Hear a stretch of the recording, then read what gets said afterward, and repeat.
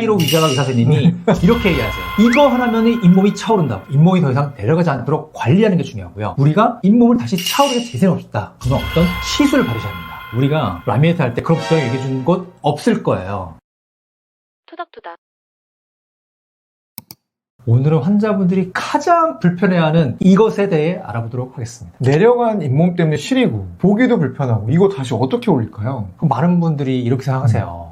페이면 떼우면 되지 않을까? 라고 말씀하시는데 그런데요. 그 페임의 출발점이 잇몸 퇴축이 원인인 게 많습니다. 잇몸이 먼저 내려가고요. 그 빈자를 채우듯이 치아가 갈려나가면서 폐임이 일어나는 거죠. 도끼처럼 패어 나가는 거예요. 그래서 오늘은 잇몸이 왜 내려가는지, 내려간 잇몸을 다시 올릴 수 있는지 이런 치료 방법에 대해서 알아보고요. 지금 당장 할 수 있는 예방법까지 한 번에 정리해드리도록 하겠습니다. 토닥토닥. 근데 여기서 제일 중요한 질문이 있어요. 그러면 내 잇몸은 왜 내려갈까? 이걸 모르면 치료 방향도 완전히 달라져요. 잇몸이 내려가면 왜 시리고 불편해질까요? 잇몸이 내려가면요. 간단하게 말하면 치아 뿌리가 갑자기 맨살로 노출되는 거예요. 이 추운 겨울에 옷을 다 벗는 건 똑같은 겁니다. 너무 싫을 것 같은데. 원래 잇몸 속에 따뜻하게 보호해야 받는 자리인데 바람도 받고 찬물도 닿고 특히 양치 압력도 받으니까 얼마나 싫겠어요. 그리고 많은 분들이 여기서 놀라시는데 치아 페임도 결국 잇몸 퇴축이 만든 거예요. 잇몸이 내려가면 뿌리 부분, 상아지에 드러나는데 이 부분은 굉장히 부드럽습니다. 치아에서 가장 부드럽다고 보셔도 될 것 같아요. 그래서 힘을 조금만 받아도 잘 닳아요. 그래서 환자분들이 말하는 도끼로 찍은 듯한 이 V자 페임, 이것의 시작이 바로 잇몸이 내려가는 순간입니다. 쉽게 생각해서 시림, 잇몸 퇴축, 페임, 잇몸 퇴축의 후폭풍 이 두 개는 사실 한 세트라고 보시면 될 것 같습니다. 치아 페임 치료에 레진이 항상 정답이 아니라는 건 왜인가요? 예쁘고 자연스러워요. 그쵸? 앞니처럼 보이는 자리는 너무 좋아요. 그런데 페임 치료에서 예쁜 것보다 더 중요한 게 있습니다. 바로 얼마나 오래 버티냐는 거예요. 페임이 생긴 자리는 힘을 아주 많이 받는 자리라서 레진이 생각보다 자주 떨어집니다. 그리고 문제는 떨 때마다 치아들이 조금씩 조금 더 깎아야 된다는 게 참 아쉬운 점이죠. 치과 의사 눈에는 이런 것이 보입니다. 그래서 저는 이렇게 나눕니다. 내가 좀 보이는 곳이라서 좀 예쁘게 해야 된다. 레진 강력 추천합니다. 그런데 보이진 않는데 그냥 힘을 좀 많이 받는 어금니 쪽이다? 그러면은 우리 가성비가 좋은 GI를 추천드립니다. GI가 왜 가성비죠? 보험이 되니까. 개당 얼마? 7, 8천 원. 레진은 얼마?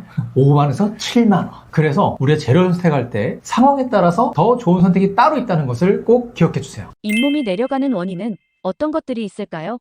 잇몸이 내려가는 원인은 딱 두 가지로 나눌 수 있는 것 같아요. 첫 번째는 교적의 영향인데요. 전체 치아에서 한두 개만 유난히 내려간 분들이 있습니다. 그분들은 거의 대부분 교정 중에 치아가 바깥으로 밀린 경우입니다. 아니면 부정교합 때문에 치아가 바깥으로 밀려 있는 거. 그렇죠. 그래서 뿌리가 잇몸뼈 밖으로 나가면 그 부분만 툭 하고 잇몸이 내려가 버립니다. 그리고 두 번째, 치주염이죠. 전체적으로 골고루 내려간 사람들이 꼭 있습니다. 뼈가 전반적으로 줄어들면요, 잇몸도 같이 내려가거든요. 이 치주염 때문에 잇몸도 같이 내려가는 거죠. 그러다 보면은 전반적으로 치아뿌리에 들어가기 때문에 전반적으로 치아팸이 여기저기서 생겨요. 자, 이제 오늘 집에 가서 거울을 보세요. 거울을 보시고 내 이를 보세요. 한두 개만 심하게 내려갔다. 부정교합이 문제구나. 전체가 조금씩 내려갔다.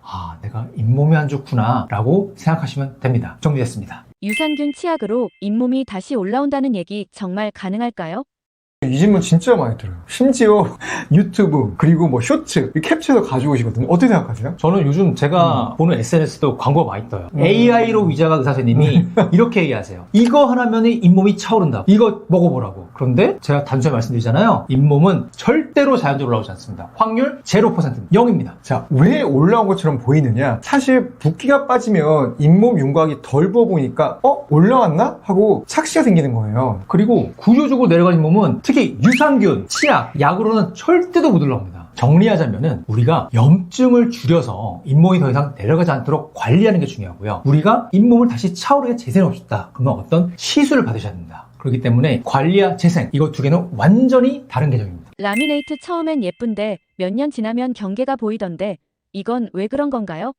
그건 잇몸이 내려가면서 라미네이트 아래 진짜 치아가 들어가는 거예요. 이걸 우리가 한번 비유로 설명해 볼게요. 우리 여자분들 손톱에 네일, 아크릴 젤 같은 거 붙이잖아요. 처음에는 정말 깔끔하고 자연스러운데 시간 지나면 어떻게 해요? 우리가 손톱이 자라면서 그 경계 부위가 보이기 시작합니다. 그럼 어떻습니까? 여성분들 너무 지저분하죠.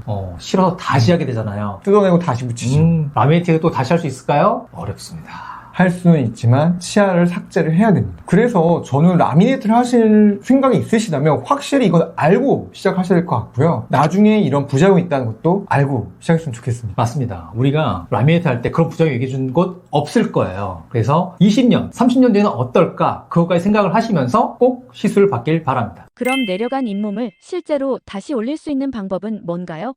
방법은 두 가지 있습니다. 첫 번째는 외과적인 방법인데요. 결합 조직 이식술이라고 합니다. 실제로 우리 입 천장에는 작은 속살이 있거든요. 이런 식으로 우리가 떼내는 거예요. 조직을 열어서 여기에 속살을 떼서 이 내려간 치아 뿌리에 덮어주는 거거든요. 이게 잘 생착이 되면 아주 효과가 좋습니다. 실제로 교정, 앞니만 많이 내려간 경우, 웃을 때 뿌리가 많이 보이는 경우, 그리고 V자 폐임이 심한 경우에 많이 사용하고요. 근데 얘는 단점이 있어요. 시간이 지나면 이 생착됐던 조직이 다시 없어진 경우가 많아요. 그게 좀 안타까운 단점이 있습니다. 100% 원래 모습으로 돌아올 수는 없지만 그래도 일상생활에서는 웃는 라인이 충분히 회복이 가능할 수도 있습니다. 두 번째 알려주시죠, 원장님. 요즘 많이들 시술하고 있는 건데요. 우리가 필러라는 거를 얼굴에만 생각했었잖아요. 근데 이제는 잇몸에도 필러를 넣기 시작했습니다. 자, 오늘 언박싱을 해볼까요?